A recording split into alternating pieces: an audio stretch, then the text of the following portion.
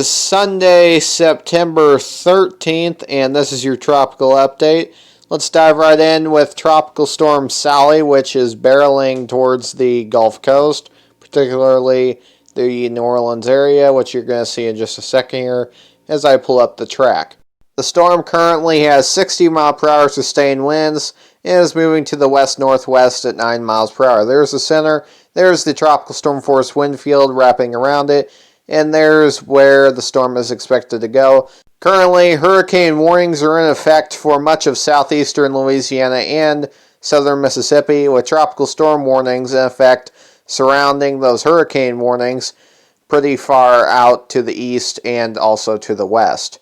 And the thinking is that around that 1 a.m. Tuesday time frame is when this storm is going to be making landfall somewhere in southeastern Louisiana. Now let's time out those impacts to the northern Gulf Coast.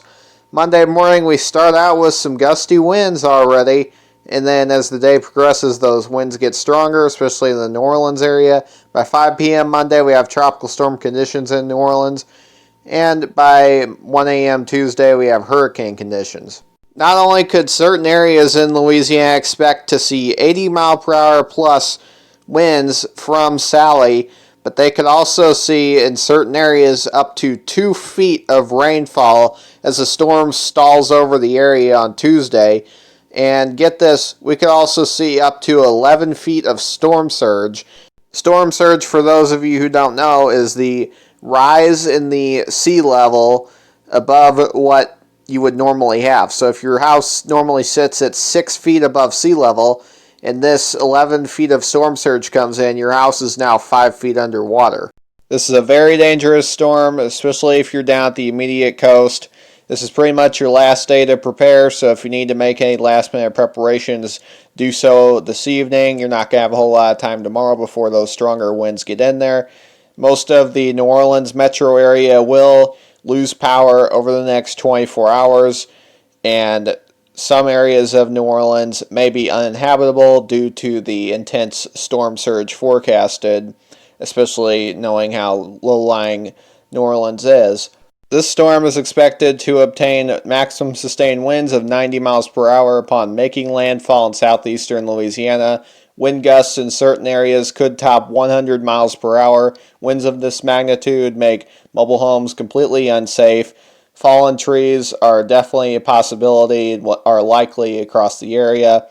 Driving your car across many areas of the Gulf Coast on any flooded roadways could result in your car being swept away. And homes right on the beach could be inundated by up to 11 feet of storm surge.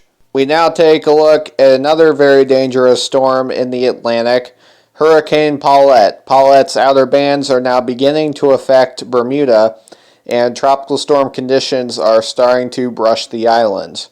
Hurricane force winds are on their way and can be expected overnight tonight. Around 2 a.m. especially is when the storm is expected to make landfall. That's all I'm going to cover tonight in the Atlantic Basin, but we also have some interesting developments in the eastern and central Pacific. First off, Tropical Storm KARINA has developed in the eastern Pacific to the southwest of the Baja California Peninsula. The storm is not expected to have any impacts to land, as it will be moving out to sea. In the central Pacific, we have one disturbance out there and no major threat to Hawaii.